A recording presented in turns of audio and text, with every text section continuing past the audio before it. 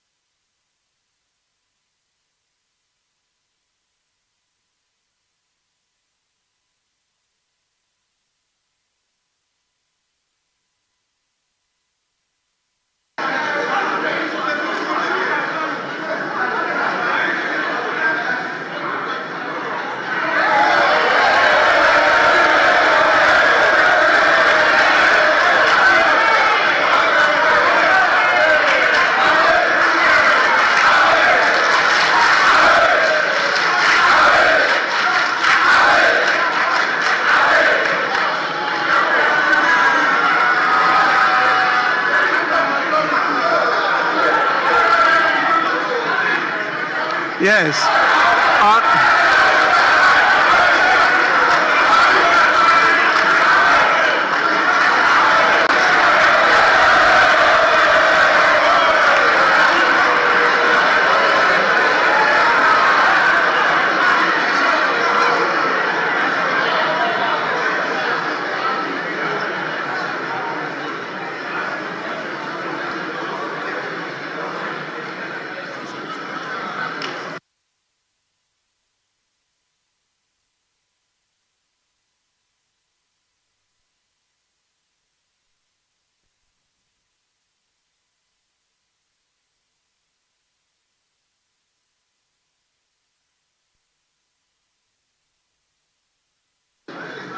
Yes, Majority Leader.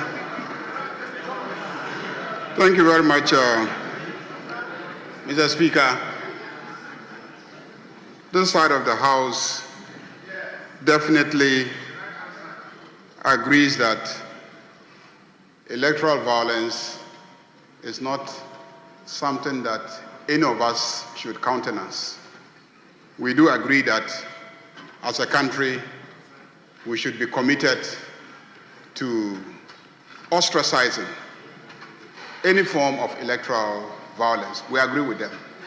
Indeed, Mr. Speaker, yesterday I attended the National Executive Committee of the National Democratic Congress on behalf of this side of the House. And the issue of electoral violence was discussed. And I attended a meeting of the National Executive Committee of the National Democratic Congress, and there was a clear commitment by the National Executive Committee to take steps to deal decisively with the issue. Honorable Majority Leader, once I did not permit the statement to be made, I don't think it's proper for you to make comments on it. So what you've done is sufficient. Let's move on to business and do what is proper for today. Yeah. As I said, we have another day to discuss this matter. Yeah, Mr. Speaker, I agree with you. Just one last No, sentence. but it will not be fair that after I've stopped him, Yes. I allow you to make comments on it. Unfortunately, Mr. Speaker, we couldn't stop them from walking out. No. We couldn't stop them from walking out. Well, and the whole nation has seen them walk out. Whether it's fortunate or unfortunate, that's a different thing altogether. Let's go on with today's business. That is so, Mr. Speaker. Please. Except that I will land. There's no except. There's no except. Okay, Mr. Speaker.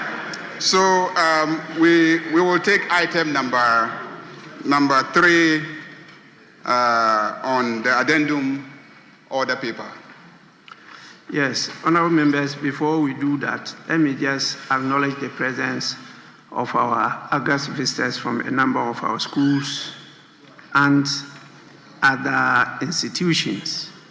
We have over 32 students from the Boma Senior High School, led by the headmaster of the school in the person of George Ampofo. The school is located in the Tano North constituency. Yes, they are up there to my right side at the public gallery. Please, you are welcome. And what just happened is what we call a walkout.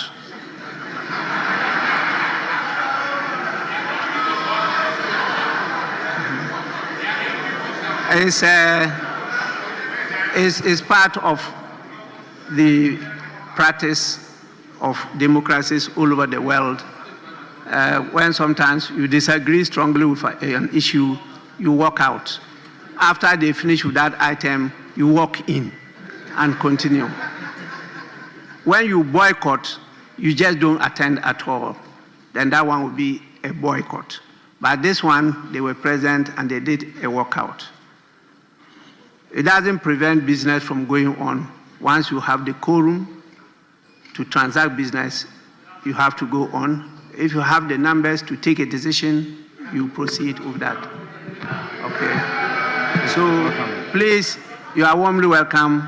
And even though you have been welcome with your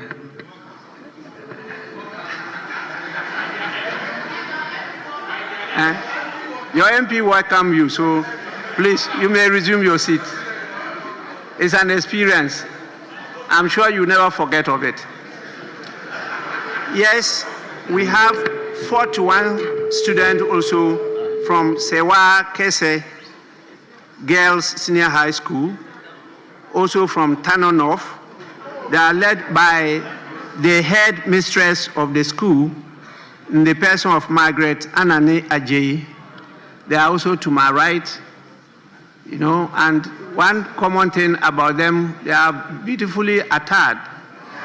You know, both institutions, they are well dressed. I hope you get time, even though he walked out, to take a picture with him. Please, you are welcome. You may resume your seats. We have students from the University Practice Senior High School, led by the teacher, Mr. Andrews Amo Smith.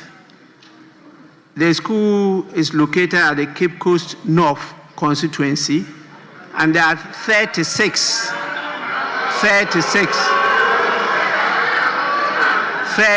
of them are here.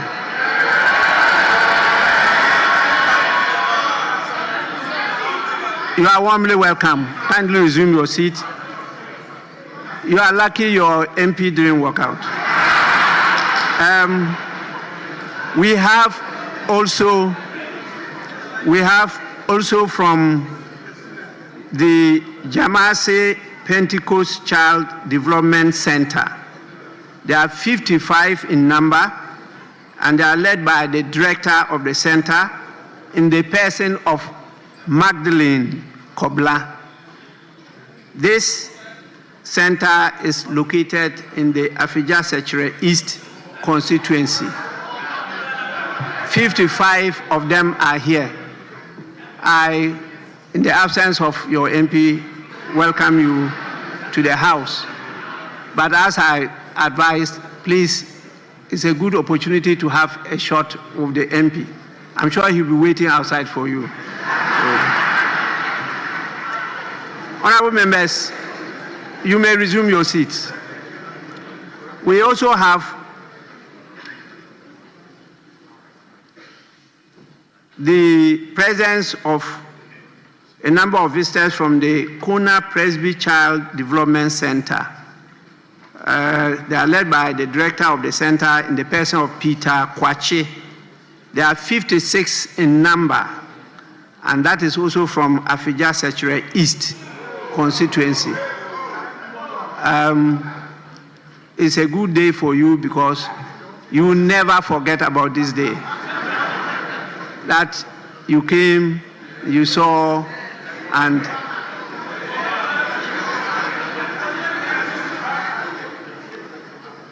the House has warmly welcomed you, and particularly they are dressed in a branded uniform with some designs, very unique designs. Please, you are most welcome. Resume your seats. And the last is 12 gentlemen and ladies from the MDAs and CSOs on basic parliamentary training. Are you hearing the name? MDAs and CSOs on basic parliamentary training. They are led by the team leader, Mohammed Mutari Al-Hassan. Please don't train them on this, what happened today. There are 12 in number. And because of the nature of the institute, they are not specified where it is located, which meant that it's made out of a collection of many people from all over the country, MDAs and CSOs all over the country, and they participate in basic parliamentary training, and this is being handled by the Parliamentary Training Institute, which is located and created here by Parliament itself. So that's what we're doing, giving them basic parliamentary training. But definitely they will explain what has happened to you. You are warmly welcome. You may resume your seats. Yes, honorable members, we now move on to item 3, motion. Minister for Finance.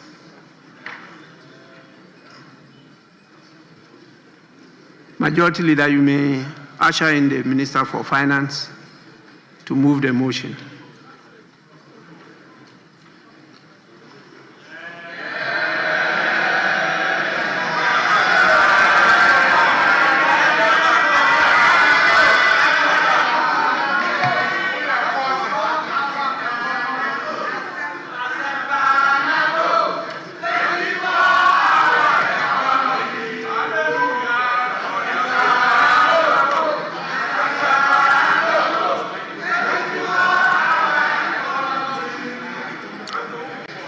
Yes, Minister, motion number 3, that this Honorable House approves the mid-year fiscal policy review of the budget statement and economic policy of the Government of Ghana for the 2025 financial year. Minister for Finance. Honorable members, please, I'm watching all of you. Yes, Minister. Right, Honorable Speaker. Before I proceed with the media review, I would like to pay a tribute to the former President, Professor John Evans Atta-Mills, whose unfortunate demise occurred on this very day, 24th of July, 13 years ago. Mr. Speaker, may his gentle soul rest in perfect peace. Mr. Speaker, I beg to move that this House approves the mid-year fiscal policy review of the budget statement and economic policy of the Government of Ghana for the 2025 financial year. Right Honorable Speaker, I'm back to the House today with deep sense of duty and optimism to present the mid-year fiscal policy review of the 2025 budget statement and economic policy of government on behalf of His Excellency President John Dramani Mahama. Mr. Speaker, this presentation is in line with Section 28 of the Public Financial Management Act 2016, Act 921. Mr. Speaker, I respectfully request the entire mid-year fiscal policy review to be captured in the Hansard while I present the highlight. Mr. Speaker, this review is more than a fiscal update. It is an account of what we inherited and the positive results of our stewardship in the last 198 days. Mr. Speaker, following his re-election with an overwhelming mandate, President John Mahama inherited an economy in deep distress, far worse than what we had imagined. The economy was marked by large imbalance with huge MDA arrests, massive debt, weakened institutions, and heightened public anxiety.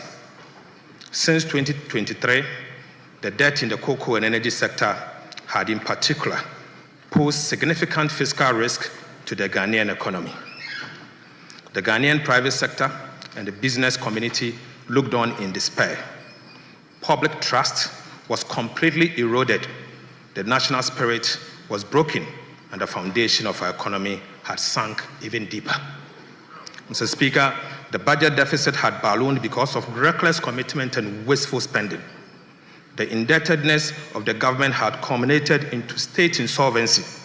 The impaired balance sheet paralyzed almost every single state enterprise. High cost of living and inflation impoverished large segments of the population, eroding the real value of their income and savings. Right Honorable Speaker, the mismanagement of our public finances by the previous administration led to a devastating haircut through the DDEP, which denied pensioners and middle class their lifetime savings, their livelihood, and in fact, their dignity. Mr. Speaker, Eurobond holders also suffered painful haircuts, severely affecting Ghanaian businesses and financial institutions. Soaring interest rates crowded out essential spending on education, health, and infrastructure. Right Honorable Speaker, the Ghana cedi depreciated against all major currencies to levels never seen before, making it the worst performing currency in the world. Public sector corruption reached an all-time peak. As President Mahama said, the whole of Ghana was indeed a crime scene. Mr. Speaker, investor confidence waned considerably, significantly reducing investment inflows. The public debt reached unsustainable levels. The unemployment situation worsened, which made it difficult for Ghanaians to find decent jobs. Many micro, small, and medium enterprises collapsed under the weight of economic mismanagement. Right Honorable Speaker, to compound all this, the country suffered credit rating downgrades by all three major credit rating agencies, placing Ghana firmly in default or junk territory, never seen in the history of Ghana.